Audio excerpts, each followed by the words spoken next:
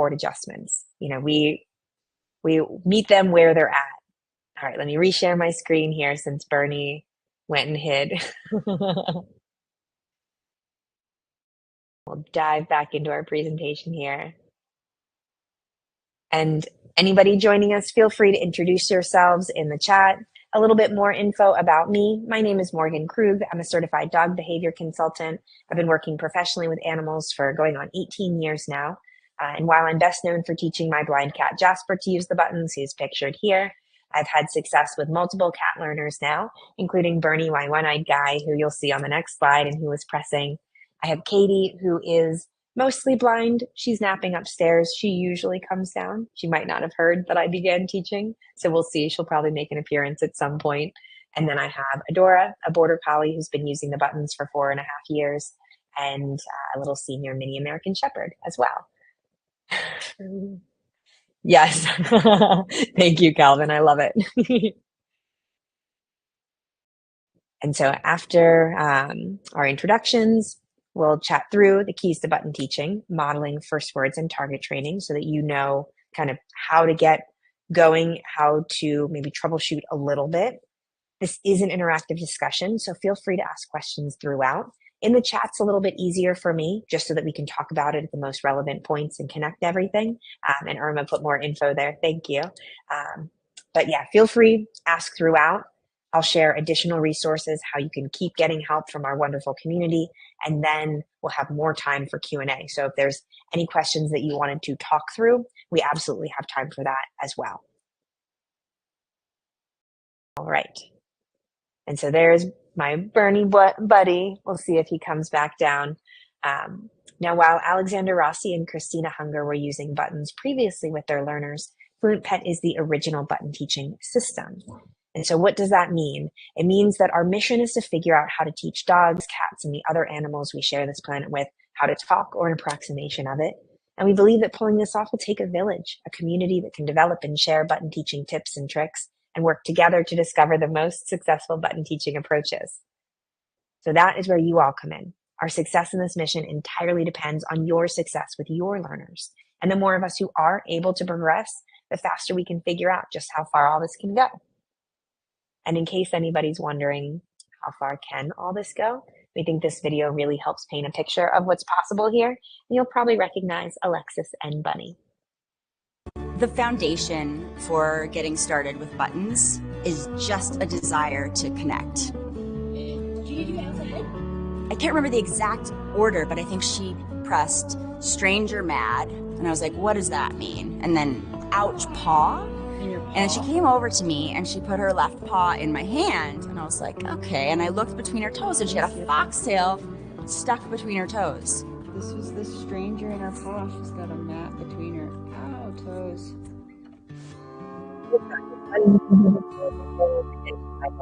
Jasper, he was able to request medication for her eyes after an eye procedure multiple times with eyes help or some combination of that. And it's not all medical related. There's lots of fun examples too. One of my favorite early ones was with Scout, a Catahoula mix, who was repeatedly combining water and bone. Took us a little while to figure out what she wanted, but it was ice cubes. So she got an ice cube button and was able to advocate for herself more specifically in that way. So I love utilizing buttons in ways like that that just can really help our learners communicate more effectively and efficiently. All right. So how do we make this happen? How do we progress with this? Bernie just pressed wet food. I'm not sure if it got picked up by the microphone here. Bernie, want wet food? So it's a lot of, again, talking to them as the very first step, narrating what it is that you're doing. And then when they press, following through. Or you pressing and following through before they're pressing, because I know it takes time to get to that point. But wet food, Bernie want wet food? Yes. So telling him yes, that he can have wet food. There is some wet food right up here in his feeding station. You want wet food? I do have to keep the food elevated from the dogs who are resource guarders. Oh, you want to go solo? You want to go get it yourself? So my mostly blind cat likes to be escorted up, and I went into autopilot because usually she is my food demo right now. Hi, Bernie. You want wet food? And so notice he pressed the button, and then sometimes it's mom. Yes, mom is right here. Hi. Hi. Oh, yeah, Ash. And Bernie is a button roller. Let me stop sharing so that anybody watching on different devices can still see here. So he's a flopper, he's a roller, he's a shoulder presser. A lot of cats in particular are, but some dogs are as well. Let them develop their own style. They're all unique, they're all individuals. He's not frustrated by pressing buttons this way. I can understand him. I think that's fantastic. You want more pets? So his body language is saying pets. Him pressing the mom button is saying pets, knowing him and how he uses it for attention.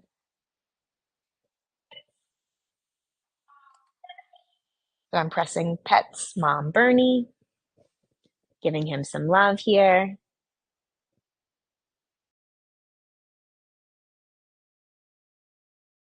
It's a lot of processing time. So going slow, letting them think about it. And he definitely is my least practiced cat. So it does take him a little bit more time, but he's really been making a lot of progress with the buttons in these past few months.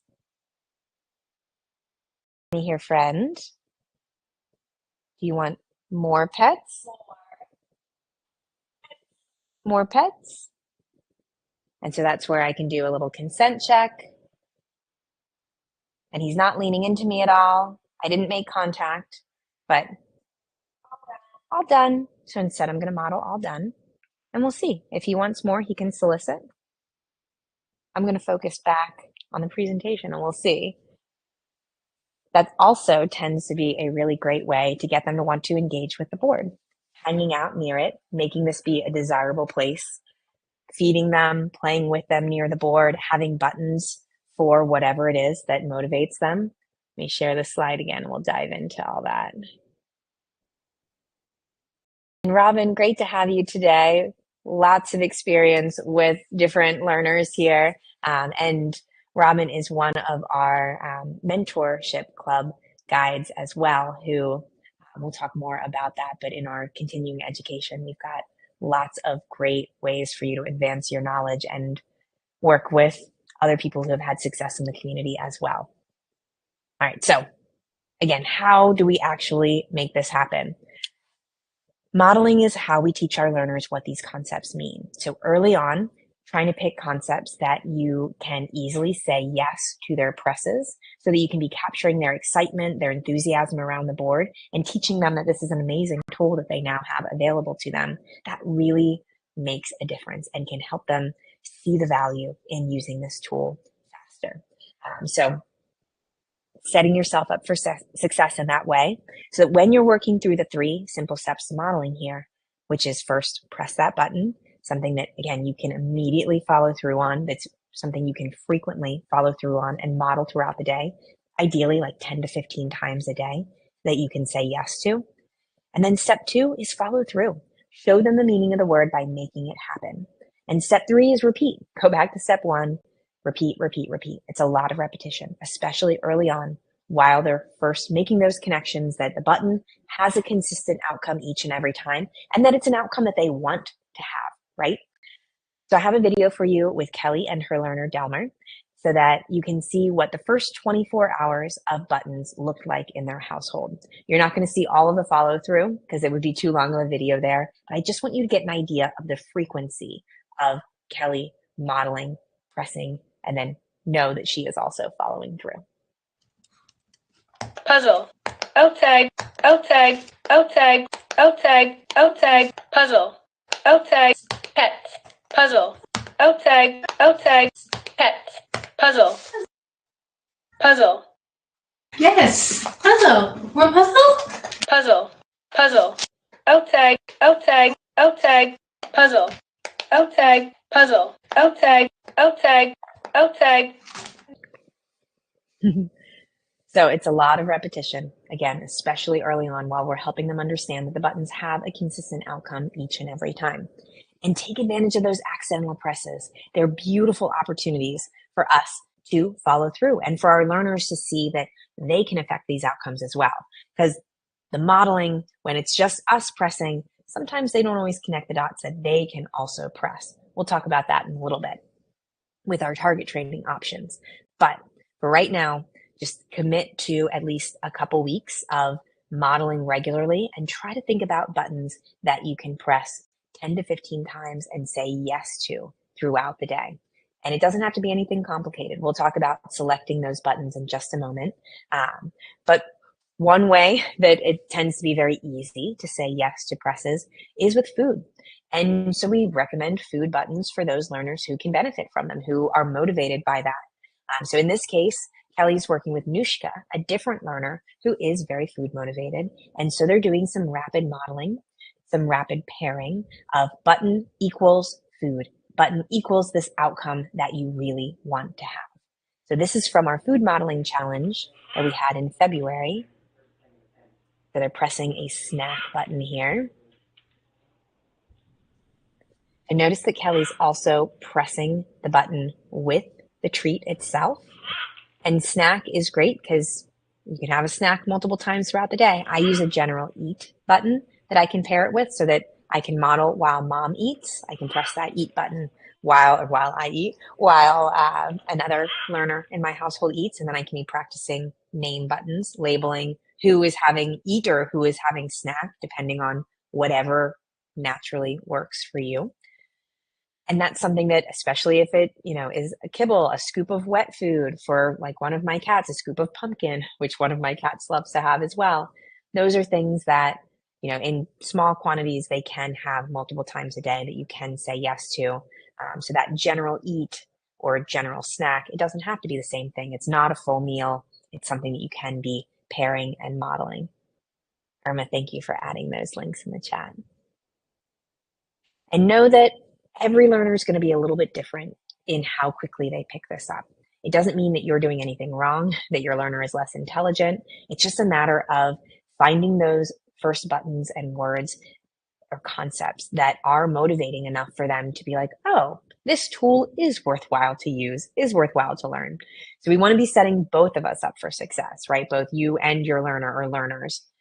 By starting with 2 or 3 buttons, more than one, to help them realize that different buttons mean different things. And ideally, these starting buttons should be motivating and meaningful to your learner as an individual.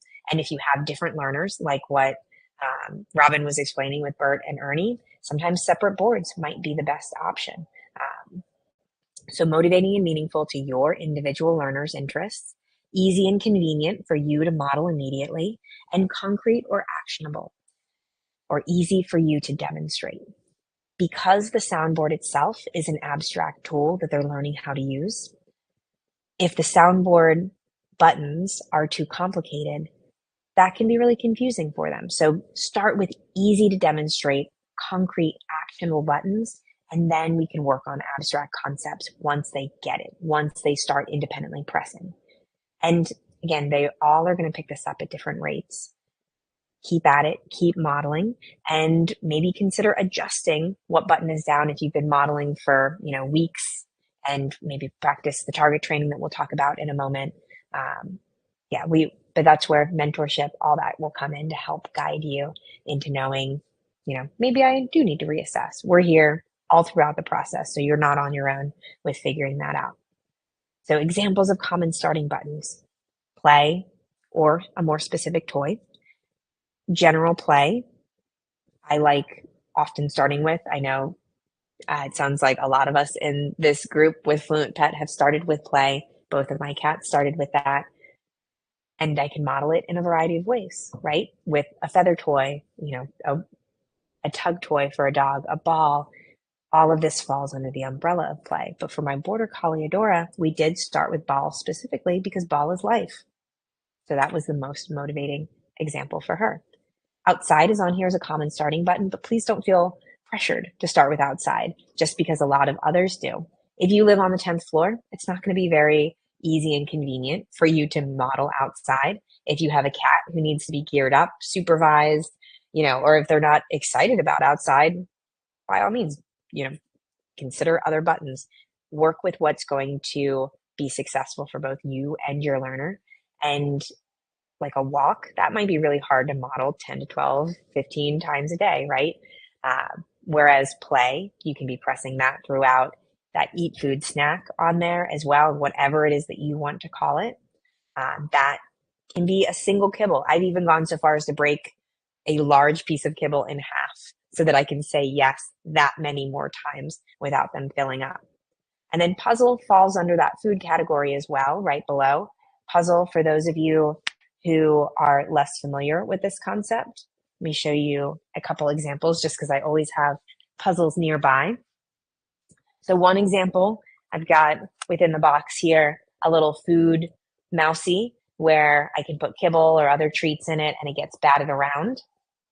So that's an example of being able to fulfill a food request without needing to just hand, single treats out or single kibble or something like that. That can get repetitive. Or if you were trying to be on a work call or something like that and you can't be following through on every press, something like puzzle where you're scattering the food in, giving them a licky mat that they're able to lick, a frozen Kong that is stuffed with food, something like that, all in our household anyway, falls under the category of puzzle.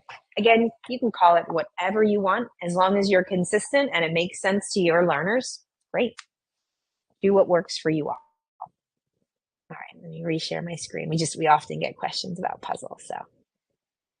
And then pets, scratches, some way of physical affection, connection in that way is often motivating. Brush for cats in particular tends to be, and certain dogs, of course.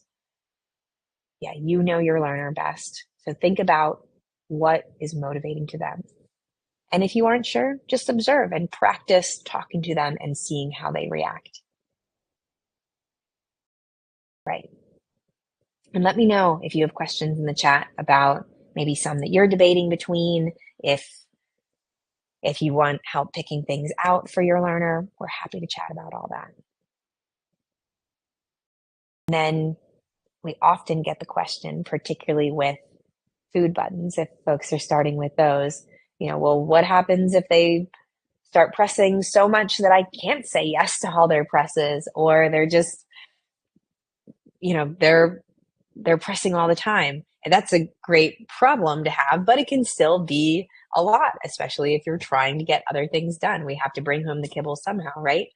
So that's where some early abstract concepts can come in. But I want to emphasize first that the more things we can say yes to on the board, the less frustration from our learners. So rather than just going to an all done button or a no or a later, having other things that you can say yes to, like a puzzle instead of, a training session, or,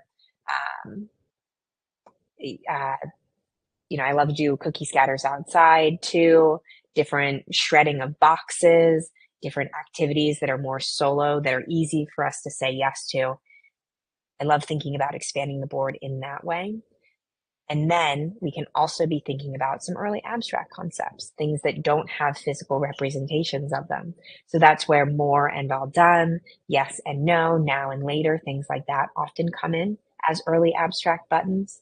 And if you notice, I'm explaining these in pairs, adding them in opposing pairs so that you can contrast them to one another can help it be more easy for your learners to understand. So hence the more and all done at the same time.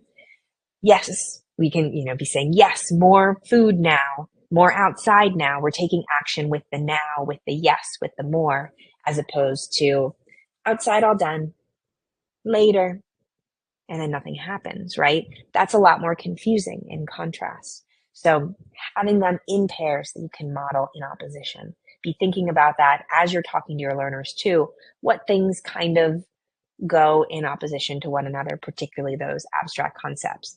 And we can think about it in regards to emotions as well. So thinking about a positive emotion button like happy at the same time as the negative one like sad or mad or frustrated. Again, whatever comes naturally to you, whatever language that you're using with your learners individually.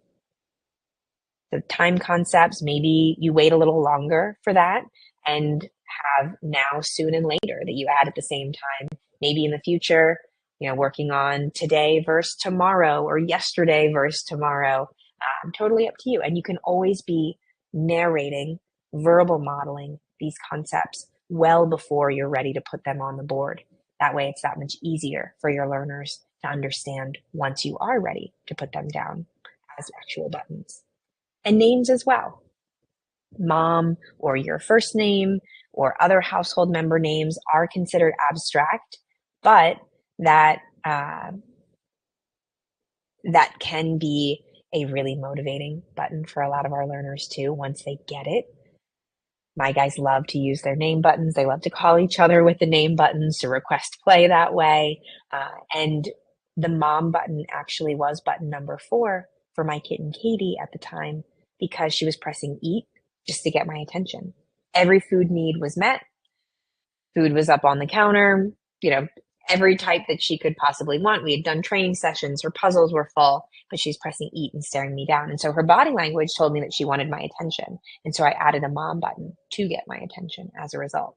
So that's where really paying attention to their body language and thinking about that always in conjunction with the buttons. It's not an either or. The buttons are not a replacement for that. They're an enhancement. And they're an option. They're an opportunity to connect in a very specific and precise way, but it's never required. If they're whining by the back door to go outside, that's a full sentence to me. They've told you that they want to go outside. And if you can follow through, go ahead and follow through. That's not a time to go over and be like, well, use your buttons. At the most, I might press the button to model on our way outside, but that can be really frustrating for them if we're redirecting them to the board in that moment. So instead, I'd rather use us modeling, that rapid pairing, rapid modeling, and then we can also utilize target training to help them realize that they can press the button and that it's valuable for them to go press the button when they want to communicate something to us. And so the target training can work on that confidence with the press, work on getting enough pressure to press, and it can help develop their eye-paw or eye-nose coordination depending on how they naturally prefer to press. And remember, let them discover their style. They're all unique in that way. Some are shoulder pressers, some are sitters. They'll sit on the button and press that way. Some use both paws. They're all individuals. Some are nose pressers. So a quick note on our different target training options that are listed there. The first one with Alexis and Bunny, that is really great for dogs in particular. And for those of you who already have a high five or a nose touch cue or a shake, popping the button out of the hex tile, just putting in the palm of your hand and cueing them to high five, press the button, follow through. Cueing them to nose touch, if they have that, they press the button, you can follow through, or shake, paw, whatever it is. It does then take time to work the button back into the hex tile. It looks different once it's there. So it makes sense that we need to continue to model, continue to practice, but just holding on to it, in this case, a play button, which I know is one of Bernie's favorites. He's not sure what's going on upstairs though with our guests. So he's a little bit preoccupied right now. Bernie hears sound upstairs. So we don't have an upstairs button, but we do have hear and sound. I just can't reach them right now while I'm teaching, but narrating whatever it is that you see them interested in, observing, that sort of thing. So even though I press play, Bernie's not interested right now, and that's okay. No worries.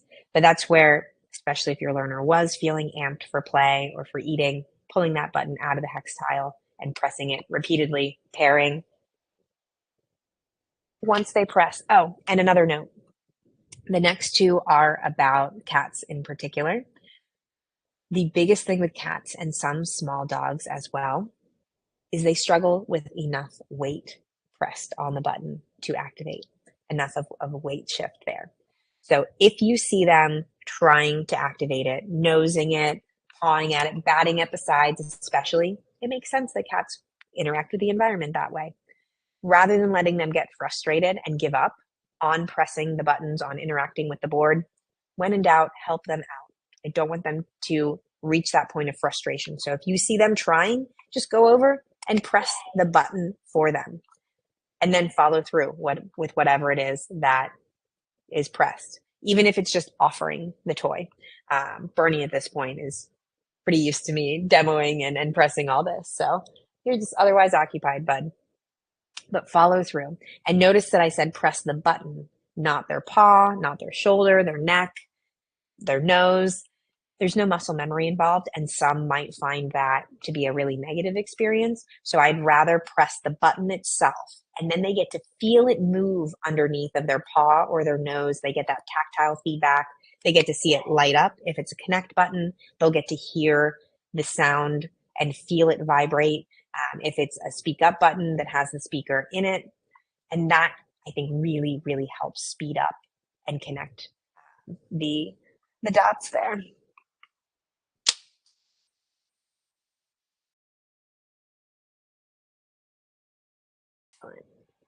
And thank you, Robin, for answering. Great question about how can we model names that came up.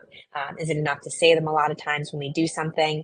And that is a huge part of it, absolutely. And then there's a great link to teaching my own name in a single human household.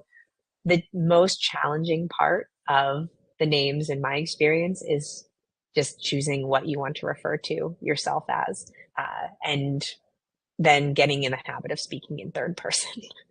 Because that can be really awkward. And I did choose mom before I had fully thought it through. And so now I joke that I just seem, extra insane to all my neighbors as we're walking around and I'm narrating mom this, mom that, while we're out in the neighborhood, what I'm experiencing, narrating what they're experiencing.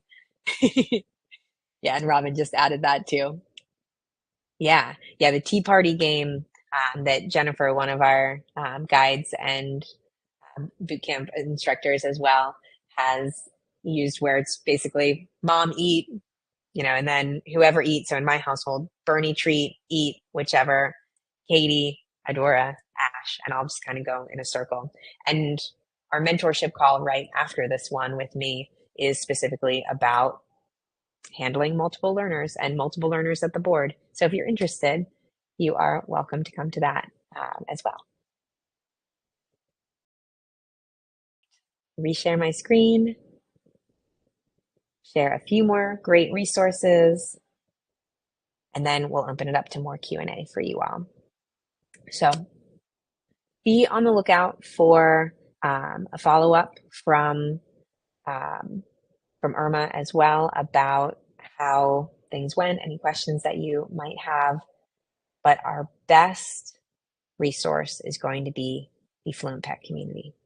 Underneath in the welcome area, you can find Start Button Teaching, and there's step-by-step instructions. If you're the type that wants to do a deep dive into information like that, this is for you. And this community as a whole it's been around for over 4.5 years now, and has just a wealth of information about getting started, continuing, advancing, all that fun stuff. We have FAQs. There's over 40 of them. So again, if you are a deep diver, if you've got a question in the middle of the night, often somebody will still respond. We've got a lot of wonderful guides around the world, but it might already be addressed, at least partially, in the FAQs. And then under this bootcamp section, we have not only where you can see upcoming boot camps, which if you have a household member that you'd like to attend, friend, something like that, send them our info. We can get them into a boot camp as well so that everybody's on the same page. If it would be helpful for you to repeat boot camp, if you have future questions down the line, if you have another learner who you're starting later on, you are always welcome to come back.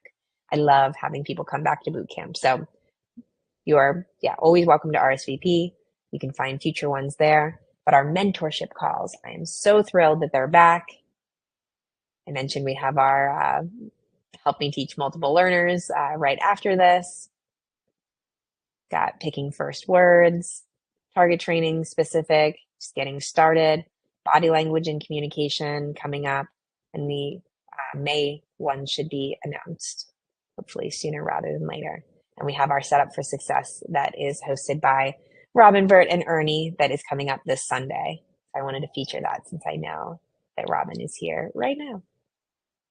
And under resources, this is where you can find a lot of links, like to our Learning Center, those paw targeting tutorials that were shared in the chat. We have a soundboard planning tool that is available to you if you're the type that wants to have an idea of the layout, but just know that you can always make adjustments. And if you're having trouble committing to where the board is going to be, no big deal, just carry it with you. If you work, upstairs in an office part of the day and then you're downstairs the rest of the evening, bringing the board with or just having the board wherever your learner is present can be really great, assuming they can be left unsupervised with the board. Make sure that they're not going to be chewing up the buttons, the hex tiles, anything like that. We don't want them ingesting any of the plastic, any of the foam, of course, for their safety. So maybe bringing it with just so that you're making sure that they are behaving around the board can be useful as well. We've got lots of great examples, resources from Calvin with Jason, from Jennifer and Phoebe. And these are other bootcamp instructors as well, Kelly and Delmer. Under discussion, this is where you can find more in-depth info as well, ask more in-depth questions, chat, feel free to share updates. Love hearing how things are going. And I want to share one more spot here. So because we get a lot of questions about soundboards, there is a board building and planning section here, but show off your soundboard. This is where you can get inspired by other people's layouts. So here's that soundboard planning tool in use. You can see it here as well with a larger board. Some folks have islands of smaller hex tile groups. That's how our board is currently set up behind me. But you can do kind of a cockpit style like this as well. Just observe how your learner is using the board and come to one of our board building mentorship calls that we're planning as well. Or we'll share additional ones in a moment, other options too. But I want to highlight with Sasha's board right here, how it is in a really nice space-saving design. It's a corner board. So there's enough room for her learners to get behind the board and press. A lot of our learners like to watch us while they're pressing. They like to know that we're hearing them, that we're going to respond. So thinking about how they can comfortably keep an eye on us while they're pressing. A lot of them don't want to go out of our sight, even if you're working, in an office upstairs and you're like, oh, the hallway, that'll be perfect between the main living area and where I'm working most of the day. If it involves them going out of sight into the hallway, for example, that can be slowing some of them down. It just depends on how independent they are. But in my experience, bringing the board with you and then gradually moving it to its permanent location can be a great way, especially if you're trying to decide where that permanent location should be. All right. So a couple more resources for you all. In addition to all of the free resources that we just shared, and Calvin just shared a great one as well in the chat. Thank you. We also have the Let's Get Them Pressing course. The next one is starting, I believe, in early May. It is a fantastic course with a small group with live coaching as well as asynchronous materials that you can go through. It's taught by Diane with Neurodog Training, and often Alexis is a co-instructor as well. And we do have 25% off the course that does not expire. There's a code in the chat that Irma just added. Thank you so much. So highly recommend it. I know Robin has been through the course. Calvin has been through the course. It's a lot of fun and just fantastic hands-on help. And if you are interested in expanding your board, realizing that you might need more buttons sooner rather than later, or hex tiles or anything like that, we do have a 15% off coupon code that's good for the next 24 hours. We do recommend starting with 1 button per hex tile, a maximum of 2. So that's why I say sometimes people realize, maybe I should have more hex tiles. And you can always work up to filling them in. I know for my cats, I have them more filled in than not. But for my very enthusiastic border collie presser, the buttons are still spaced out. So that you can always play around with. And we often get the question as well, do the colors matter? Totally up to you. I use them more to contrast one another. I put different colors next to each other in the layout just so that it's easy for my low vision learners to find what they're looking for. But some people do a beautiful rainbow. Some people do monochromatic. totally up to you.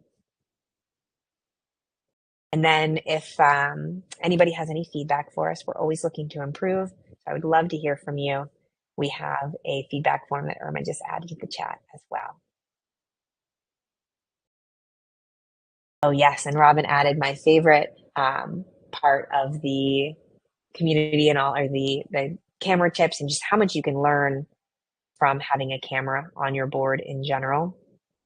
You can see a few behind me here, just being able to pull back and see, was that intentional press? You know, when you first introduced a button versus when they first use it independently can be easier to keep track of with the camera footage as well.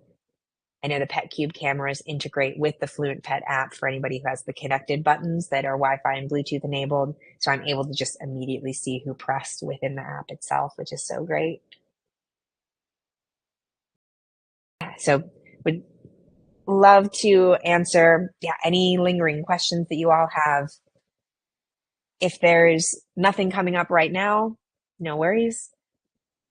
This is why we're here in the future with both the community, the forums, as well as the mentorship calls. I know I really appreciate everyone's time being here, your willingness to learn something new. It can be challenging, but this should be fun. I want you to have fun with your learners.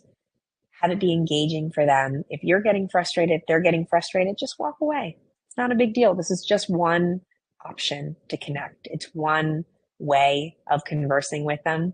It's not the only way. And it might not be their absolute favorite way. It might just be something that they use only when we're not getting it through our thick human skulls what it is that they want. And that's great that they can advocate for themselves in so many different capacities. I don't see any hands. I don't see any typing right now. I'm going to start saying goodbye so that those of you who have other things that you need to get to can hop over. If anybody's feeling shy, though, feel free to get those questions in now.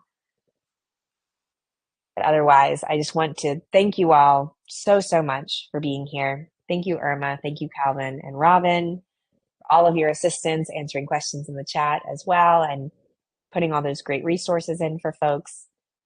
Remember that you know your learner and your household best. You're the experts in them. So have fun with this. Play around with what it is that they want to talk about. Observe that body language of theirs. Let us know how we can support you. I hope to see you at a future mentorship call, y'all. And I so appreciate all of your time and energy being here today. Have a great rest of your day, everyone. Bye.